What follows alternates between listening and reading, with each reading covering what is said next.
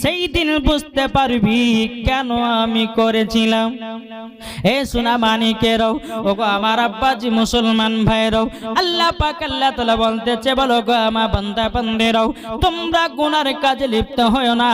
গুনাহ তোমরা দুনিয়াতে করো না, একদিন অন্ধকার কবরে চলে যেতে হবে। অন্ধকার কবর এমন একটা বড় জায়গা, এ বাবাজি ইমানদারের জন্য খুশির কবর হলো, আর বেঈমানদারের জন্য কবর হলো বাবা কষ্টর জায়গা।